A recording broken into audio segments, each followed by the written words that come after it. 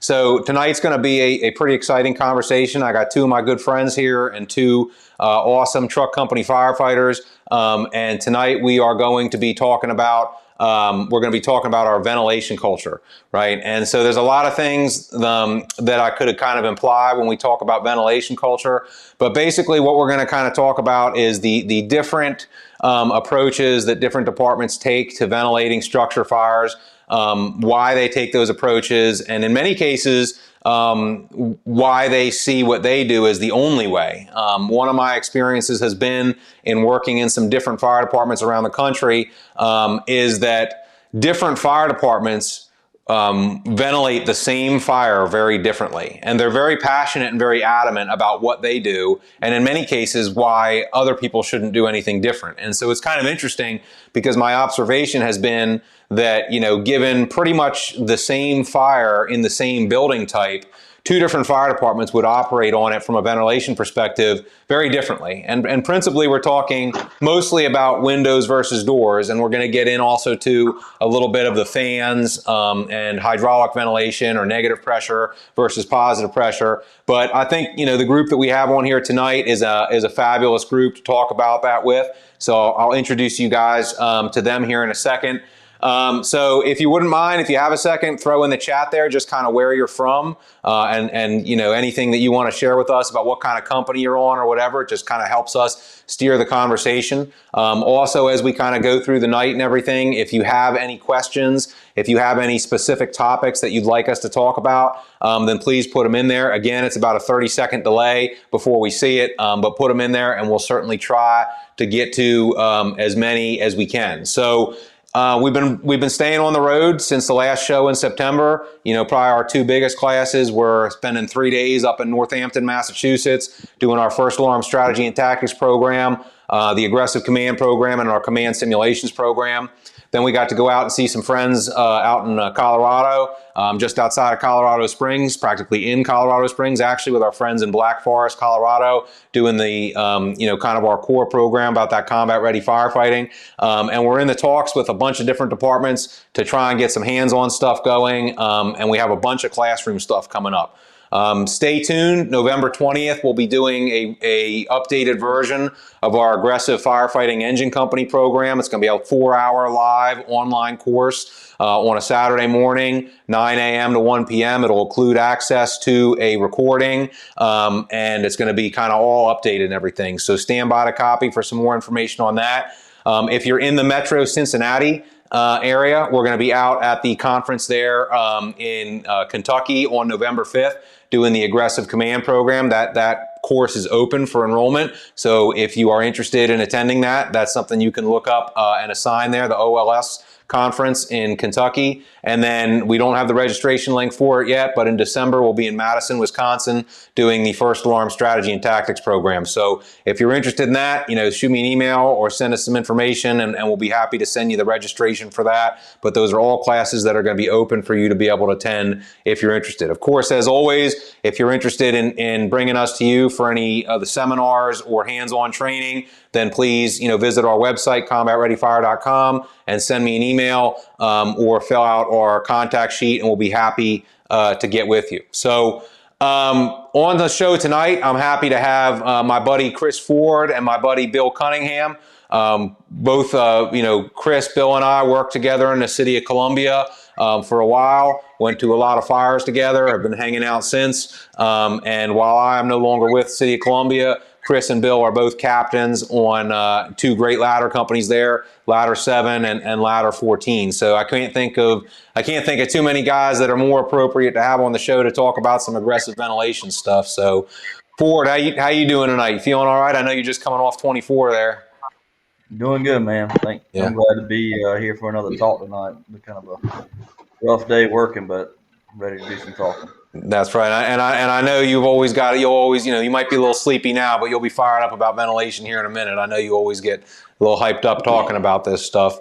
How about you, Bill? Anything exciting on 14 truck yesterday? Yesterday, nothing. They tried to give us a couple of structure fire calls, but turned out to be, we're getting a little bit of a cold snap down here, so we're getting our furnaces just turned on, and You know what that's seasoned for. So. Dust on the heater. 5:30 right. to 6:30 in the morning, I think it usually is, right? Yeah. So you and me both, buddy. Had one of those this morning also. So let's kind of jump right into it, right? I know everybody came here to hear us talk about ventilation, not go back and forth too much. So, one of the things I kind of want to start off talking about and get your guys' perspective on is let's talk about ventilation versus damage, right? Because ventilation necessarily causes damage. Whether we're cutting a hole in a roof or whether we're busting out windows. And I know that all three of us have been in this conversation, sometimes together, where we are being basically, where it's basically being accused that the ventilation caused unnecessary damage. And the implication is that things would have been better if we had not ventilated. So let me get your guys' thoughts on that. Bill, I see you already cracking a smile there. What you got? Let her fly. I guess right off the gate, I mean, the statement is true. We're causing damage. However, I guess we're missing what actually is already damaged. If you look at it maybe from like an insurance company standpoint, if the windows are already smoke stained, they're going to replace them. Who knows if the ceiling in the bedroom has already fallen down, maybe that the rafters and the decking is already tore up a little bit. Why did you cut that roof? Well, it's getting replaced anyways at that point. So, I mean, I really don't see, I've never been faced with that question on the fire ground from anybody in 15 years. Why'd you do that? Because now it's going to cost some extra money. I mean, I guess I never heard that before. I know we talk about it, but it's never been a conflict for me as far as damage. But Chris, have you ever heard anybody bring that conversation up? I unfortunately have. And we went through the whole debacle, and we'll probably go through it a little bit tonight. And I've had people say vertical ventilation versus taking windows, while one or the other is better. It's cheaper to cut a hole in the roof than it is to replace a single hung window, or vice versa. And we've had that argument before. And like when you actually do, I don't know what roofer in America, when you cut a hole in the roof, is going to be like, yeah, I'm going to give you a price on a 4x4 hole in the roof and not replace your roof. And the same concept, if I break a window, just $800 to $1,200 or whatever the cost may be, $300. I don't even know. But there's a variable in there. But to answer the question, like causing unnecessary damage, I don't think so. And the reason why I say that is because when we're talking about a real estate point of view, I'm going to write off so much real estate to be able to save a greater amount. And that should be what we were thinking initially when we were talking about vertical ventilation.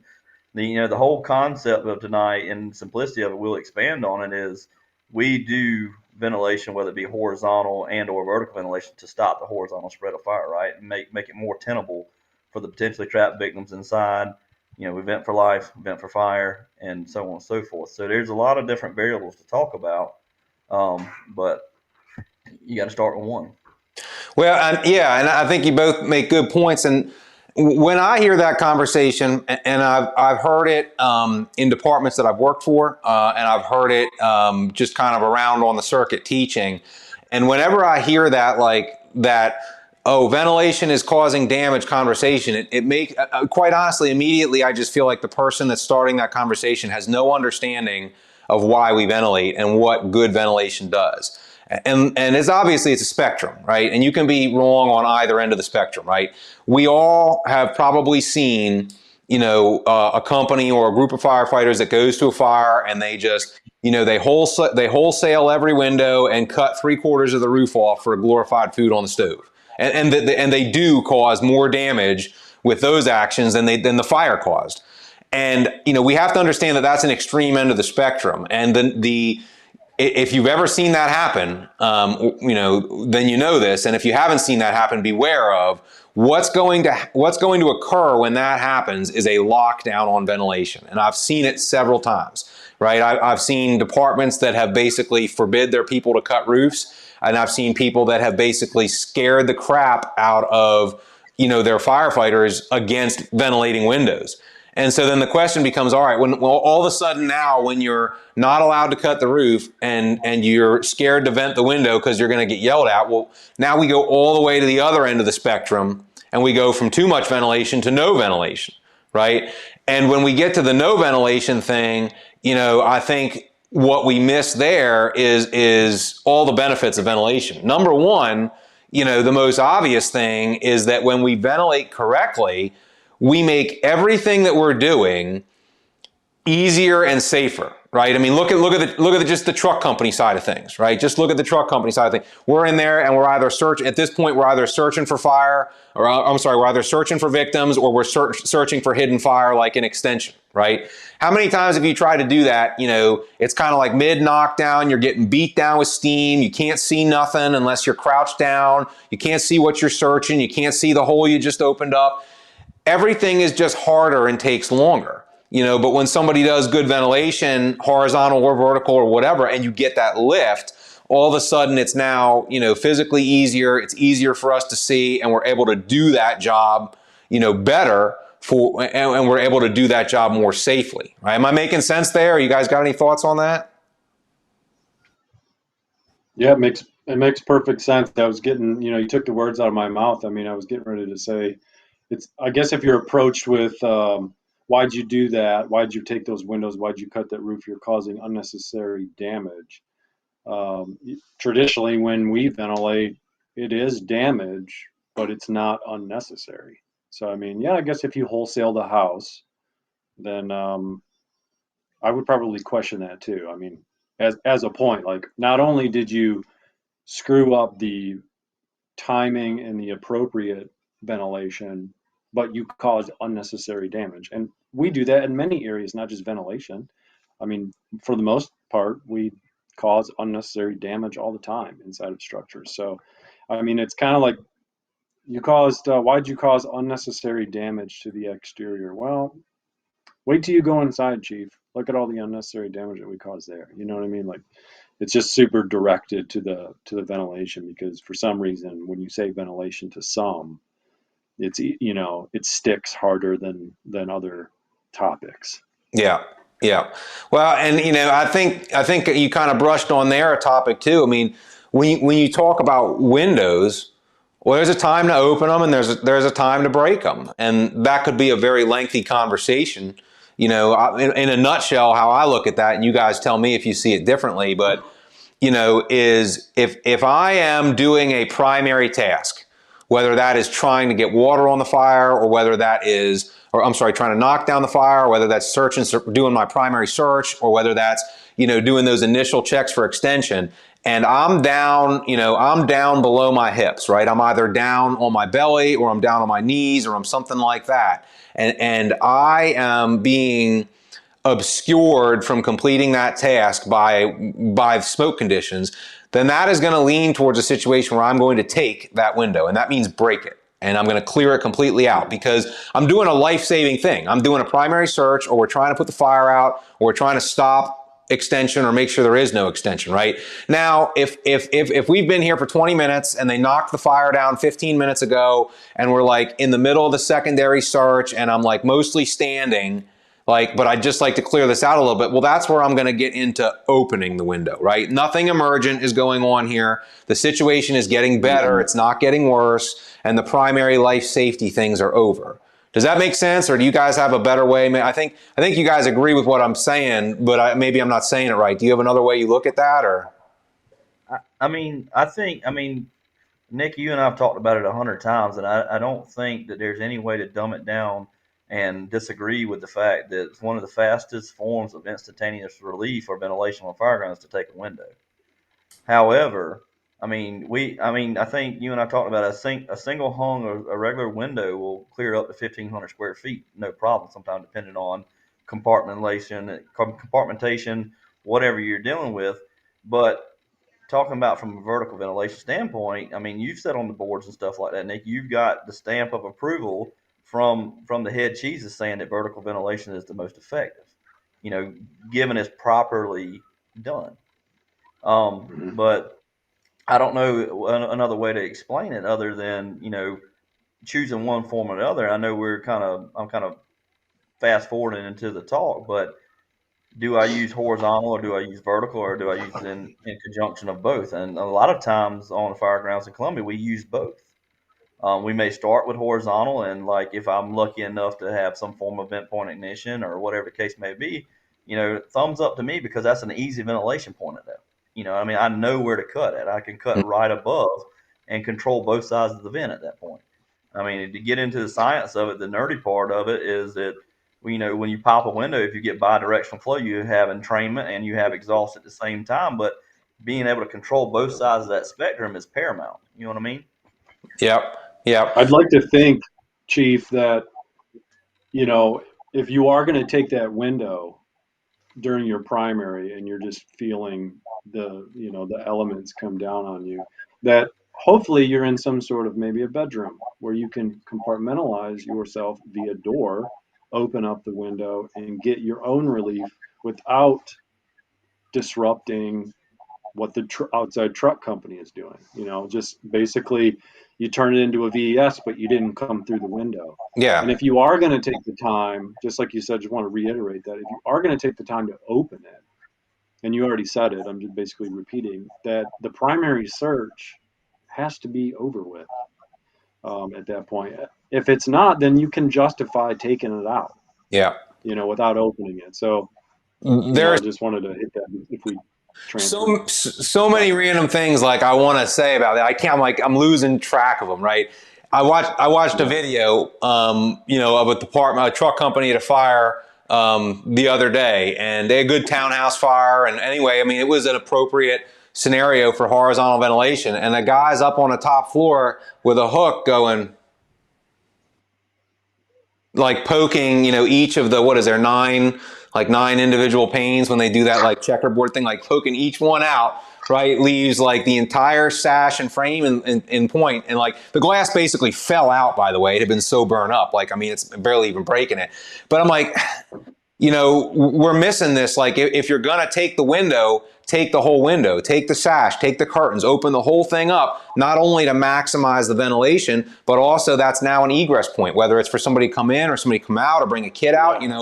I've been handed a kid on the second floor of a house where the appropriate scenario was to go out of the window. That is not the time to try to get somebody to clear the window. What am I going to, let me set this kid down while I clear the window. Not going to happen, right?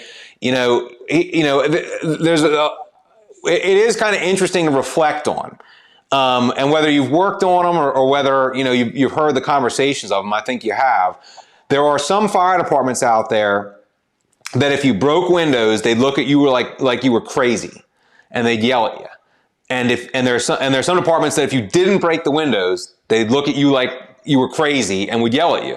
And the same can be said about venting the roof or not venting the roof, or doing hydraulic ventilation or not doing hydraulic ventilation. Do you guys have any thought? Like, why is that? It's crazy for me to think that, yes, the geography and districts and fire departments, they're all a little different all over the country. But to be honest, a two-story detached single family here is not all that different than a two-story detached single family anywhere else. And we all run very similar fires, but yet operate on them so very differently from this ventilation perspective. Do you guys have any reflection or thought on why that is so polarized? I think it's, I didn't mean to jump in front of you, Chris. I don't know if you were going to say something, but Go ahead. I've always been this culture-driven person. When I started working from Columbia, I moved 660 miles away from my primary home, and it was a different firefight. But what I realized is that what they were doing is working. I just had to learn and pick up what they were doing. And however, I mean, I think if you specifically are talking about vertical ventilation, there's a lot of homes that I used to cut when I was on ladder 7 as the engineer, that if I didn't cut, things would probably still be a-okay. And it might just be a horizontal vent, or quite frankly, it might not even be any vent. If you can get in there at the right place and time. It was really just a tactic in my toolbox that I could bust out. There have been literally times where I said, I'm not going to cut this roof because I'm tired of cutting the roof on a 1,200 or 1,000 square foot shotgun home in Section 8. Yeah. And it's just, I think, you really you really need to think about it. And Chris kind of sparked something when he started talking about flow paths and things like that. If you really want to be into this ventilation thing, then you got to know the ins and outs of everything and how it works and have a master plan and share that plan with your supervisors all the way up to the chief. Let them know that you're smart about this and you want to make the right decisions, or else you're not, or else it's too quick to judge. And it never gets passed anywhere, other than just, your company. But I guess maybe I'm getting a little bit off topic, but quite frankly, I just think it's a tactic that you can use, and Columbia was a strong user of that tactic, and I adopted it. Yeah. What do you think, Chris?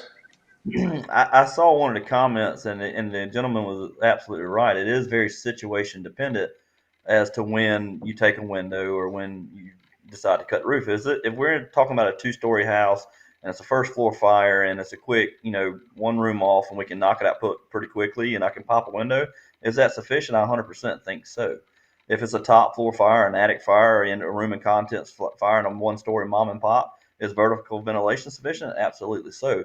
It's all situation dependent. Like I've had the argument with people before, but like it was a room and contents fire. Why did you cut the roof and you involved the attic at that point? Yeah, I briefly involved the attic space to be able to stop the horizontal spread of fire. And that all came back to that uncomfortable conversation we talked about several episodes back. You got to have those because if, you're slapping each other's wrist about like, well, he shouldn't have done this or he shouldn't have done that, or chief won't let me do this or chief won't let me do that. If you're not having those conversations with them, it's a toxic relationship between the two. Not to mention, I was trying to read one of the other comments to the side over here. Another gentleman said he actually heard older firemen say that like there's no need to tear up the house unnecessarily. Like I think that was a very old school tactic for us. Like when we swear to protect, we protect life, we protect property, and property conservation. Sometimes we get a little overzealous with our work, and just like Bill said earlier, like come, Chief, you think me cutting a hole in the roof? Come inside and let's see what these jackholes did to the inside of this house. I mean, you talking about whatever the 5x8 hole I cut or whatever size hole I cut in the roof, but there's not a stitch of sheetrock left in the house. You know what I mean? So, weigh your odds. And I don't think, and I'm not downplaying the old school culture of saying that property conservation is not important, because absolutely so. And in fact, it's even more of a driving force why I'm doing vertical ventilation or popping that window, because I'm trying to save their property. I'm trying not to involve other portions of the house and or fill that house up with more smoke than it already is to damage whatever the contents may be. So if anything, one of the most effective forms of ventilation, again, is vertical ventilation. If I can get everything up and out, I saved your property, your belongings, and potentially the people that may be trapped inside. Yeah. Oh, and I mean, adding on that, I had a guy want to give me crap one time, after a house fire, and we had taken a bunch of windows. We were on the first floor. It was a basement fire, so we were on the floor above, and I was in there searching. I mean, it was not on your belly, but I mean, it was crawling. I mean, it was like the smoke down low, zero visibility kind of thing. And, I swore there was fire on that floor. Anyway, we do the search and we end up finding there's really no extension to the floor. Obviously, we took a bunch of windows, both the OV team from the outside and the guys on the inside team venting from the inside out, and cleared this thing out, got some good lift, finished the search quick, confirmed no extension, etc. Well, afterwards, the guy comes in and wants to give us crap about, man, you wasn't even smoking here and you took all these windows. And I'm like, bro, we were barely on our, I was practically on my stomach like 20 minutes ago. Like you couldn't see nothing in here. The smoke was banked so far down. Maybe the reason that there's not an excessive amount of smoke damage and smoke staining is because we let it all out of the building. You know what I'm saying? Like, because I assure you it was in here. And you talk about property conservation. I'll tell you what, if my house is on fire, save my pictures. If you can, save my television, save my, heirlooms. If you can save my clothes, that'd be great. I don't give a crap if you save that pane of glass. I would sacrifice that pane of glass all day long if it helps save the other things that really matter to me. And I think sometimes we miss that, is that sometimes, when you go in a building and you see that conditions are pretty clear afterwards, maybe that doesn't say that we didn't need to ventilate. Maybe those conditions look so good afterwards because we did ventilate. Does that make sense? Yeah. Yeah, and it's also, like I said, situation dependent. A lot of our culture is basically one person dictating the culture for the entire department. If you work for a big department and you're watching this, it's completely different than working for a small department. For example, I think your ventilation culture should match your jurisdiction. I cannot cut a roof in Chris's area like I do where I'm at right now. I was good in Chris's area. Now I'm getting better where I'm at now, and I have I have my bearings or whatever. But sometimes when you're in Chris's area, for example, that it's going to be a nice walkable pitch. It's going to be probably heart pine, true dimensional lumber, heavy roof buildup, but you can still get through it no problem. And sometimes you might ditch vertical ventilation, take the window instead of wasting your time going through the lath and plaster, ceiling, etc. But and sometimes you have to dictate what can be easier and what can be safer. Right now I run a good bit of Cape Cod style houses with a 12-14 pitch.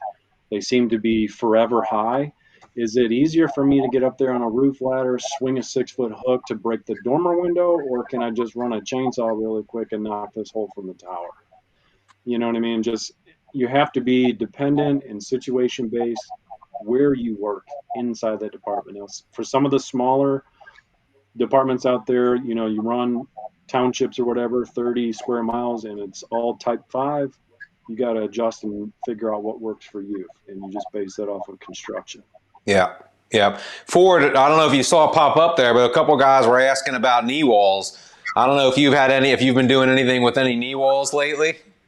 Well, we are actually in Columbia. Our multi-unit drills right now are on knee wall fires. The predominance of like Bill's area, the northern eastern portion, and actually the southeast portion of Columbia is Vinyl Village, USA, and that's not a derogatory term to pick on anybody that lives in a vinyl siding house.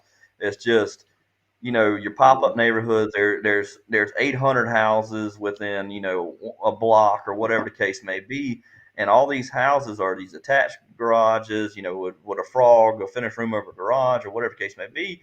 And we've had a little bit of troubles with some of our companies. It may be a garage fire, a car inside of a garage fire, and not to mention, like, let's talk about that real quick. And I'm not talking about a commercial standpoint. I'm talking about in a residential setting. The heaviest fire load that we will ever deal with in a residential setting is a car fire inside of an attached garage, hands down.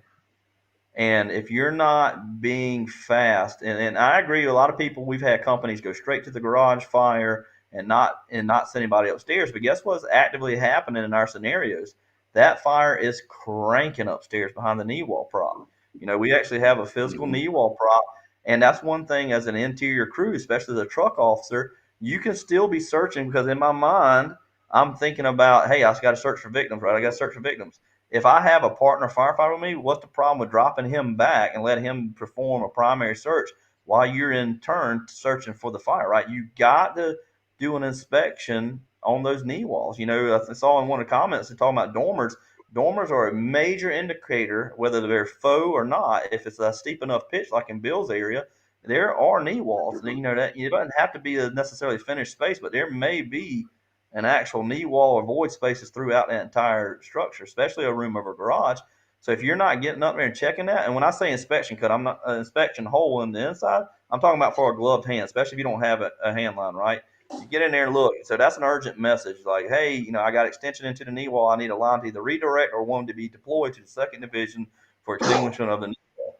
And a lot of times people don't even, if some people don't even know what knee wall is. You know what I mean? And I know, Nick, you've explained that in previous episodes and stuff, but there's still a huge culture that do not know and or understand fire dynamics and how that travels, right? So that's a lot of things you got to think about.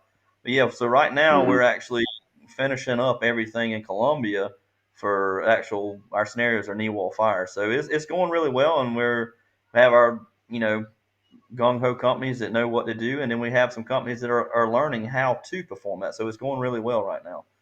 And kind Yeah. of Oh, go one ahead. more thing, Thought Bill. you were finished. Backing up what Bill said, I really like what you said earlier. You said you have to fight fire according to your area, right? So if you're in a rural area, like vertical ventilation may not be the number one priority.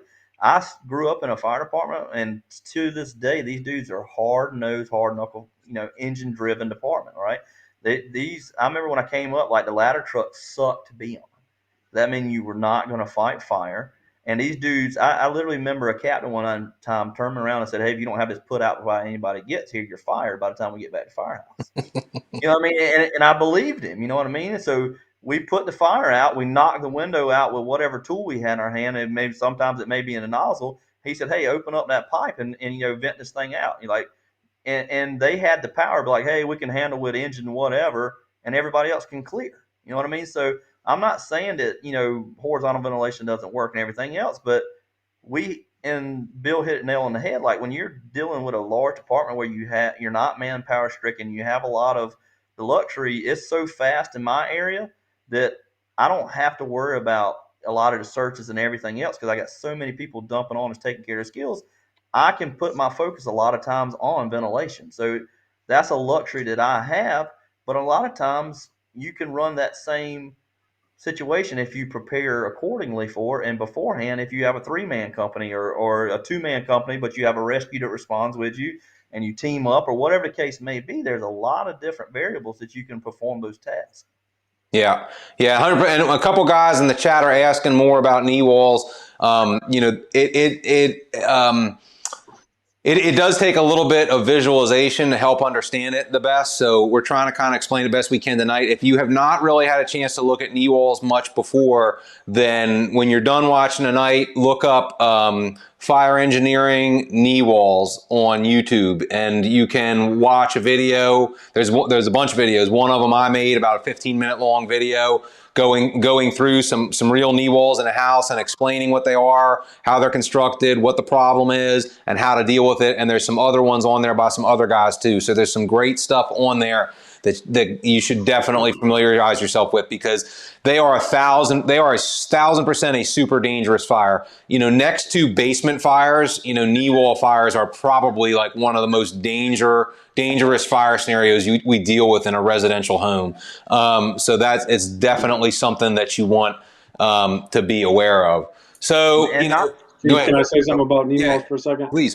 Just wanted to touch one of the biggest problems that we have with knee walls in dormers and different types of roof styles that have large voids is that you have a company that is super proficient at cutting a single gable, and then they go to a different area, so to speak, and then make that same cut. Well, on just your mom and pop tiny little home, if you catch a 1 or 2 rooms off, you could potentially cut a little bit before the coordinated attack on the fire and still be okay. There's a little bit of leeway there. If you do cut prematurely on a single family, um, it should be coordinated with obviously fire attack before you ventilate. But if you do not do that on something that has large voids like a knee wall and you cut early, you are going to spill trouble for those inside crews. Because you're not going to get the relief that you want, and you're not going to find, if you just go right to the pitch or the ridge line on the pitch, you're not going to find the voids. So it's very important to study your area and consider looking at some of these videos and just getting an idea of what the knee wall actually is. Well, I mean, Bill and I talk about it a good bit in our department, but I mean, I think Bill will agree with me, Nick, you probably will as well, but especially talking specifically about knee walls, that is one of the most important times that you need to be on your game about coordinated ventilation. I mean, because sometimes if you vent a little bit early, it's not that big of a deal. But if that line's not making the stairs, or if there's not somebody in that livable space and or that box, I mean, you're going to burn the roof off, right? So if we vent high and start pulling everything out, everything's going to be good because that livable space is essentially going to have some relief at standpoint. But once we get steam conversion or whatever the case may be out of that hole, we still have to expose that knee wall, right? That's still a void space that has to be opened up. Like, I think there's a misconception sometimes as where to cut first or cut second, or where we should pull. If we cut high, do we extend our cut past the top plate, and bring it down into the knee wall space? How do we do that? You know what I mean? There's a lot of times that bad cuts happen, and or good intentions turn into bad because there's no coordination there. You know what I mean? Like, a key thing that, if Nick, you're running, or if Bill's inside and I'm running the saw and he's calling for me to open up, that's one thing. But sometimes he doesn't have to call for me to open up, right? I hear key things like, hey, we're getting a knock on the fire. Hey, we're getting water on the fire. Or, hey, or whatever the case may be. Like, it doesn't have to be that spot on sometimes, but you want to know that a nozzle is working in that space or getting ready to work in that space. And real quick, I got a couple some on that, but then Bill, I don't know if you saw, one of the guys was asking about the Milwaukee cut, and I know maybe you got something on that next. But one of the things that we added to our radio transmissions, and I didn't add it till a couple of years ago, was this water on the fire benchmark. And basically what that means is, the engine officer, like, once they get the line to the fire room, like the moment they open the pipe, engine 1 command, water on the fire. It's not knocked down. It's not all the way out yet. It just means now there's a hose line in operation on the fire, which means we should begin to have the upper hand. And what that really is like that dinner bell for the vent team. Like, that should mean the vent team should be able to go ahead and start doing what they're doing. And kind of like on what Bill was saying. I mean, Bill, I remember a couple fires, with some of the guys in Columbia that I would be on, that I remember at least one time that the truck was on the roof cutting as the engine was stretching to the front door. And you might think, whoa, coordinated. They were coordinated. The engine was fast. The fire was in like the front half of the house. And the guy was like finishing up the cuts when they called for vent. And all he had to do was punch it. So that was a really good demonstration there that, like, if you're that kind of dialed in, you can have the cut, you can have the outline of the cut done. And then just all you're waiting for is the word to punch it, which gets those guys the vent quicker than if, like, you're waiting for the word and then you start making the cuts. Is that kind of what you were talking about, or is that making sense? Or? Yeah, yeah. I mean, with a twist, of course. If you're doing that over a knee wall, you better be careful not to open it up, prematurely, of course. But yeah, just when we ventilate, period, we always evaluate intake and exhaust. Like I told you before, if you want to get up in this whole ventilation thing and be good at it, you gotta know everything about it, or try to, at least. You can't just say, yeah, I know how to cut. That's great. I know you know how to run a chainsaw. You're good at the task, but you're not good at the strategy or the tactic. I need you to be good at everything. So, yeah, you can. Those guys that you probably watch were pretty skilled. That's how they have run it for a long time. So I just want to make sure that, just to reiterate, coordinated attack. I just can't, if we do have a nice 1.5 or 2 or even 2.5 story Cape Cod style home with large knee walls, you have to consider the fact that it might take a minute for that line to get up that high. And you cannot cut early, because you're going to cut them off at the stairs with fire, because you're going to open up the knee wall and give it that. To answer the Milwaukee cut, I don't have any issues with the Milwaukee cut. However, those guys have honed their craft and have come up with a certain cut that works for their jurisdiction. And that's exactly what I said earlier. It doesn't work for us for a couple of reasons, because our culture has never been to strip cut something that steep.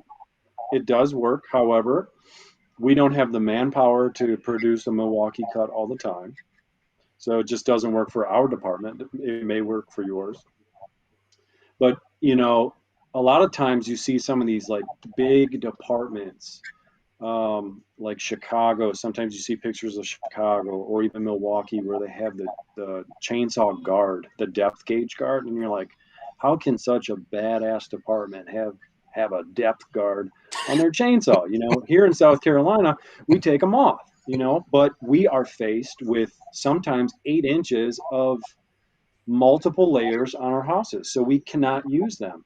If you're going to do a Milwaukee cut consistently, maybe even with a rotary, you can't chance the fact that you're going to dive that through the entire length of the cut. And the reason I say that is because about halfway down from the ridge to the soffit, eventually, if you have a full bar buried in the roof, you may be inside of the room where your partner is searching because of how the knee walls are constructed. And that's why Captain Ford talked about, are we going to pull this past the top plate or not? You know what I mean? So they figured out how they're going to cut, how many people are going to cut. This is their equipment to do the Milwaukee cut, and they're good at it. But I just can't start doing it tomorrow. Well, I think, And go ahead, Chris. and not to mention, just to kind of elaborate a little bit more on the Milwaukee cut, is like if anybody's ever been to Milwaukee, Wisconsin, and seen the construction there, like these guys' roofs are just straight up and down. You know, they're church steeples. You know what I mean? So Mm-hmm. to be able to move on is not a lot of times an option for them. You know what I mean? So they came up with their cut to be able to expand and get the real estate needed to be able to create lift by expanding with construction versus against construction. Because to move laterally across on a 12-12 pitch or a 12-14 pitch or 14-12, and it's not happening. You know what I mean? It's just you're not moving, and if you are doing it, you're not moving fast. You know what I mean? So that's one of the reasons why they do that style cut. And I'm a fan of the Milwaukee cut, but like Bill says, you better have, the skills down to do it, because you can look like an asshole. You know what I mean? Like you got to be able to know what you're doing. And not to mention, when we're dealing with 1.5 story, Bill hit the nail on the head.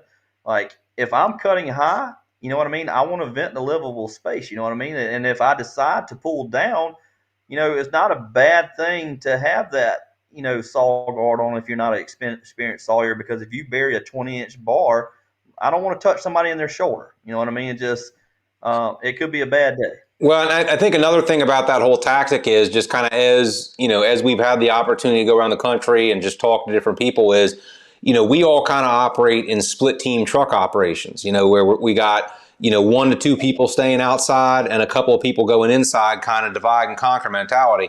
And there are, I'd be interested to know if there are more people that run single team trucks or if it's just different areas, but there are a lot of areas where they don't split. Like, so they've got 3 to 4 people. If they're venting the roof, there's 3 to 4 people staying outside and venting the roof. And that makes, that I would think would make some of those more manpower intensive tactics, more applicable. We don't usually stick to a single team truck operation until we start getting to that commercial building kind of thing. So, I think that's probably a big factor involved in that too.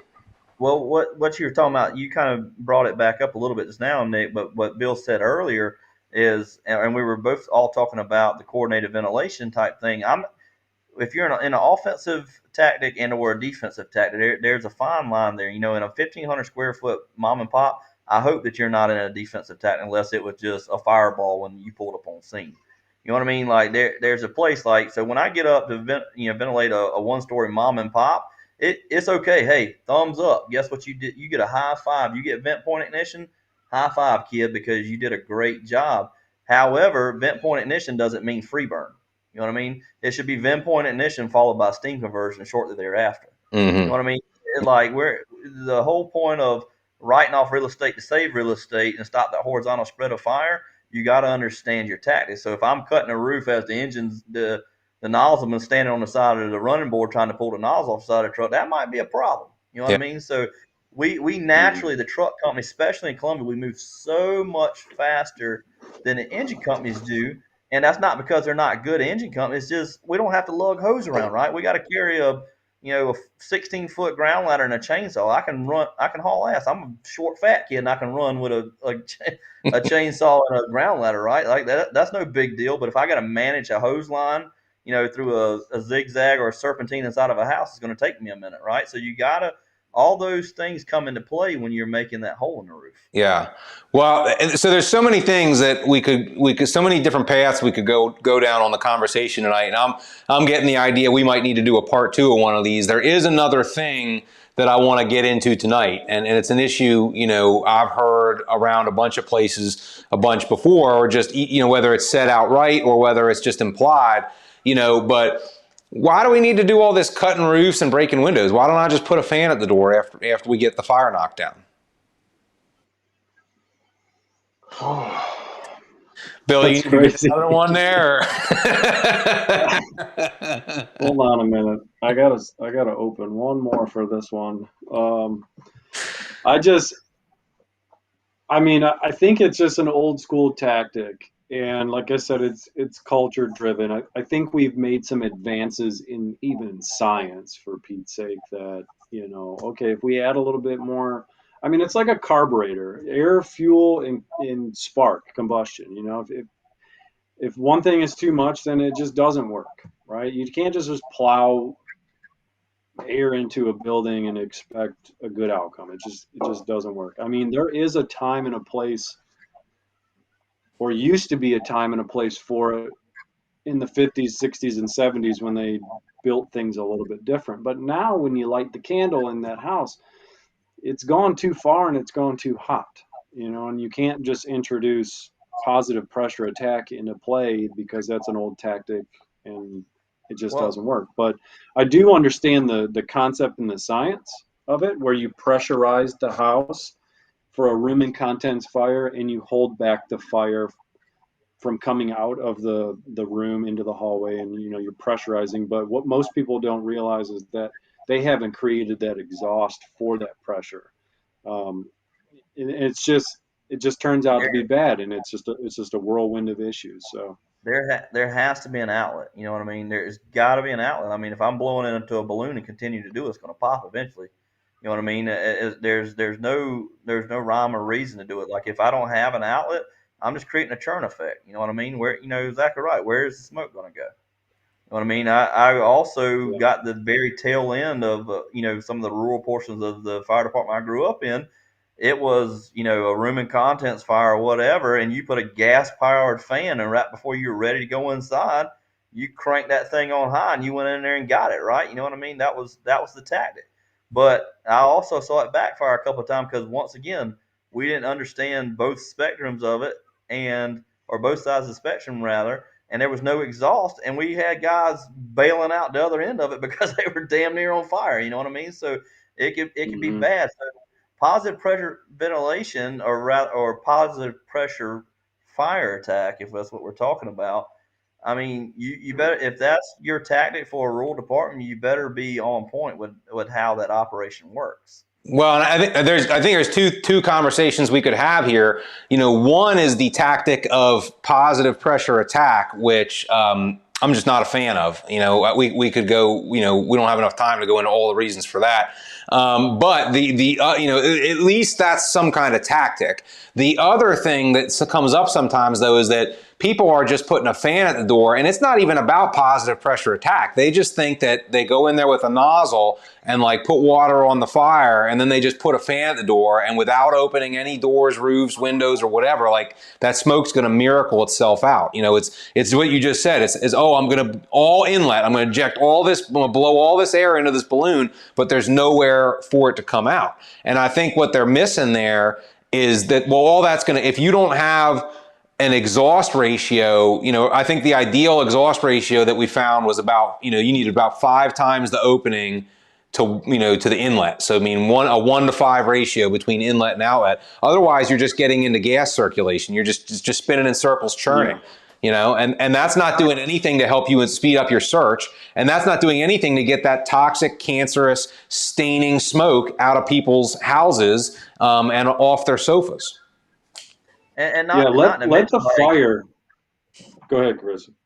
Bill, how many in a day of stove fires did we go to? In Columbia, and that's an everyday thing. And guess what I do? I put a fan at the door, and I still have to open a damn window. You know what I mean? I have to take the screen out. You know what I mean? I'm getting kind of on the nerdy scientific thing, but a regular screen restricts 50% airflow. So you got to have an exhaust. You know what I mean? You got to open the daggone window. If it's smoke stained, go ahead and pop the window out. Whatever the case may be. But even on a simple, stove fire, kitchen fire, whatever, bedroom fire, room and contents, if I'm putting a fan at the door, there's got to be an outlet. You know what I mean? Yeah. A good question came up. A guy, one of the guys wants to know about, how big a vent hole should be or how much exhaust do we need. So I know obviously we could say depends. Let me give you the classic, 1-story, 1,500 square foot house, fire in a couple of rooms, maybe a little bit of extension to the attic, right? What's the vent plan? How big a hole, how much exhaust are you trying to create? How are you trying to create it? Talking to me? With today's I thought you guys were like two peas in a pod. today's So. Honestly, you Yeah. just pick because it's going to come out the exact same. Let's hear it. I mean, it doesn't matter. Go ahead, Chris. I mean, with the amount of fuel load that we have now in the synthetics and everything else, and once again, not trying to get overly scientific with it, a 4x4 hole now is not sufficient. You know what I mean? It just, I'm not saying that a 4x4 hole is sometimes not effective. However, it's not big enough anymore. I mean, traditionally now, and Bill can attest for this, if you cut in a typical 4x4 hole in a roof, you've got 10 pounds of crap coming out of a 5-pound bag. If it's just overwhelming the hole when you open up, what does that mean? It needs to be bigger, right? The exhaust hole needs to be bigger. Like, so your intake versus the exhaust and all those different questions that people may have, the exhaust, it has to be big enough. You know what I mean? I've had people be a little bit overzealous when the statements of cut until there's no more smoke.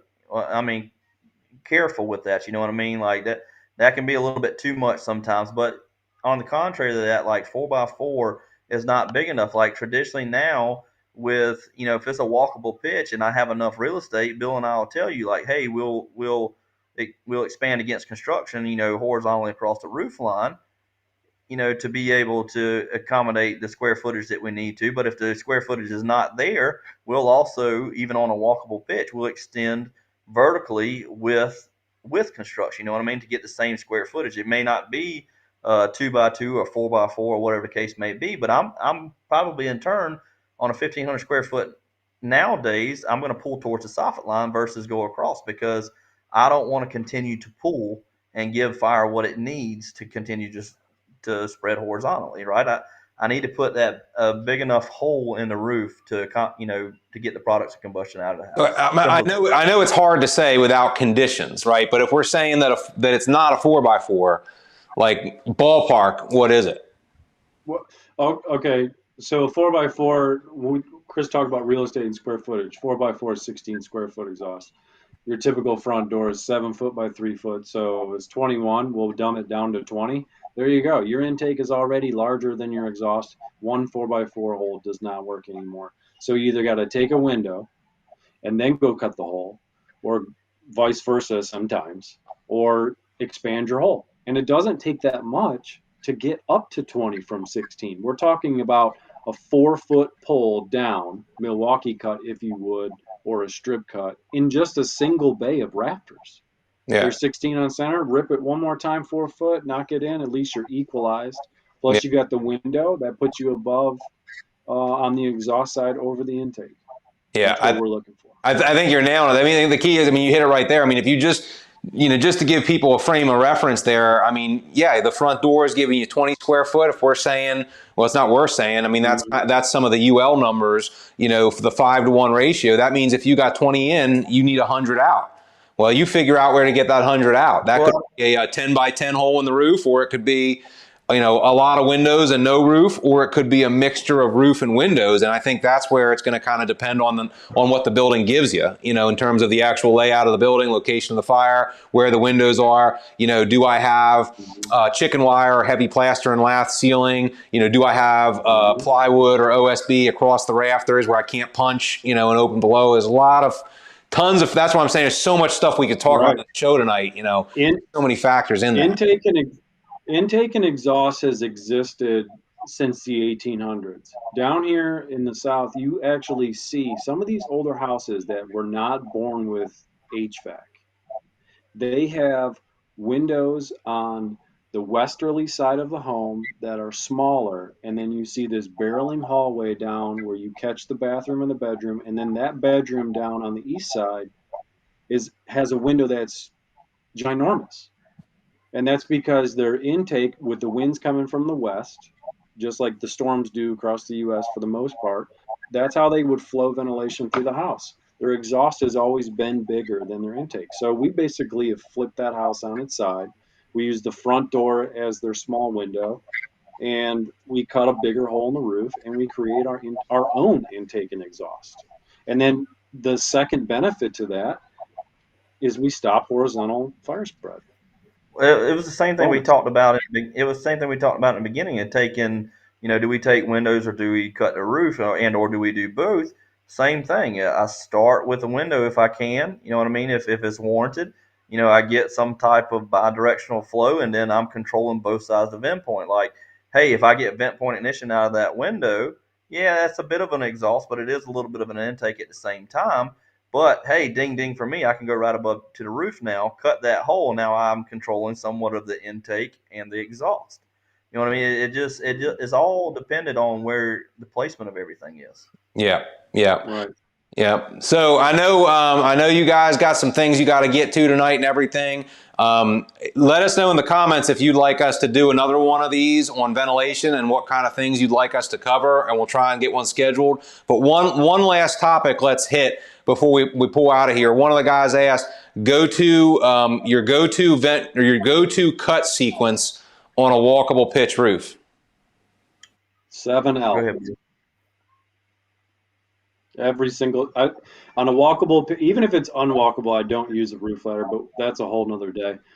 But for the most part, because I'm right-handed, I trigger finger with right. That's just how I'm comfortable. I think every Sawyer is probably that way. That's not anything crazy. But I start top left. You always want to do the top horizontal because you're finding your rafter spread. And that's again diving a little bit deeper into the tactic, but I do the top of my 7, I come down, and then I create an L, and that creates my square. Do you have to do it that way? But that's what Bill does. I do that every single time because I think it's muscle memory. I am not a hand switch. I can do it no problem. I've run it plenty of times. I just feel like if I just zip it one time with trigger finger on the right, that I don't have any issues. I don't feel I know that there's a lot of talk about cutting farthest away from you and working back towards your ladder, but personally, I feel that's driven if you're working against construction and you plan on making multiple holes in sequence. Of course, you want to start at your farthest one. I just don't break it down as like tedious as literally starting my top corner away from my ladder because I can make my hole without moving. So the whole hand switch to me was, I guess, deemed as a waste of time for me, not for everybody. Yeah, that Well, makes a lot of sense. expanding on what Bill's saying too, I mean, it's once again dependent on what the rafter spacing is.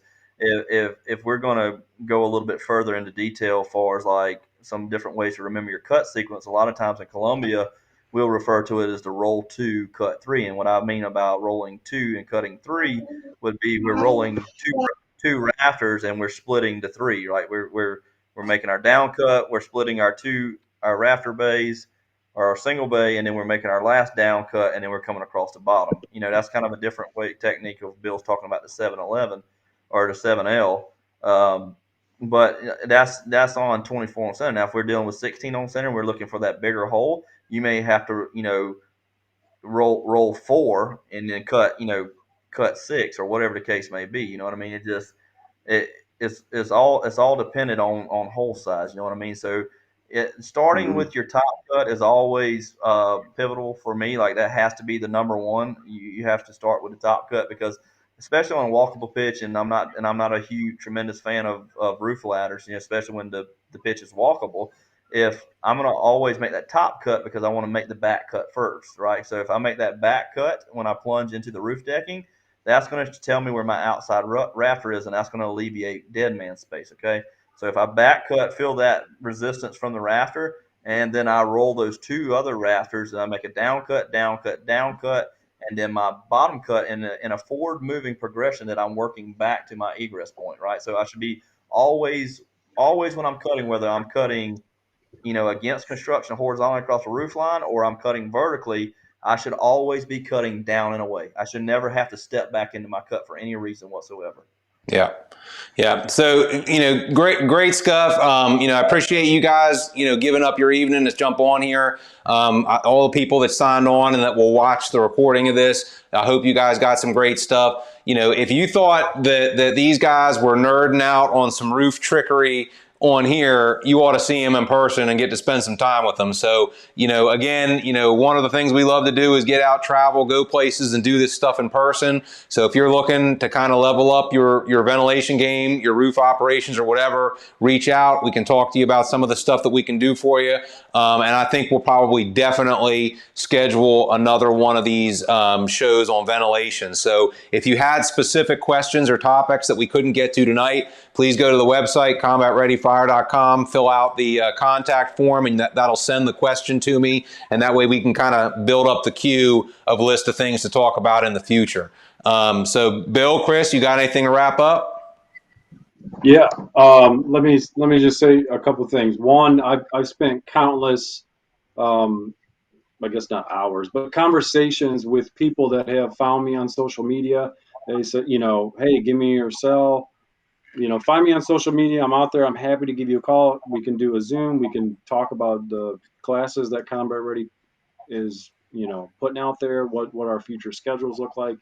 And just to wrap up on ventilation, just consider that, when you talk about vertical ventilation and the scale of dangerous versus beneficial, for the most part, if you're ventilating too early, you lose benefit and you gain danger. And if you ventilate, you almost can't ventilate too late, but you start to lose benefit if you ventilate too late, but you also drop your danger level. So it's important to find yourself right in the middle of that, and that's called coordinated ventilation with fire tech. So if there's anything that I missed or if I cut out because of my Wi-Fi, like I said, shoot me a direct message or fill out the contact form, and like I said, I'll reach out. So there's probably a few guys out here that have been subject to me talking their ear off, but I'm happy to do it. So. Yep. Isaac, California is not too far. I was on the phone with a couple people there last week. Been there before, and we'll hope to be out there again. Ford, you got anything? I'll be in California in December, going to visit my brother-in-law, and maybe we can strike up a class while we're out there, Isaac. That's what's but up. but no, man. In all seriousness, kind of piggyback on what Bill says. Like, guys, if I can give you any advice as far as ventilation, whether you do it, don't do it, want to do it, want to start doing it, I always say, and I always bring up the uncomfortable conversations. Have those uncomfortable conversations, because if you let it down or let it die or don't continue to stay after it and educate one another, and that means your chief officers, your captains, your firefighters, everybody has to sit down and have those uncomfortable conversations. And sometimes the next person sitting in the room with you may be wanting to do it as well, but you don't know until you bring it up. You know what I mean? So make sure that you have those uncomfortable conversations. And once again, thank you so much for getting on here. If you picked anything up from me tonight, whether it be one or two things, it's worth my time getting on here tonight. I always enjoy doing these, and look forward to talking again soon. All right. So thanks very much for tuning in. Everybody, we'll talk to you next time. Until then, stay combat ready, be good, and we'll see you soon.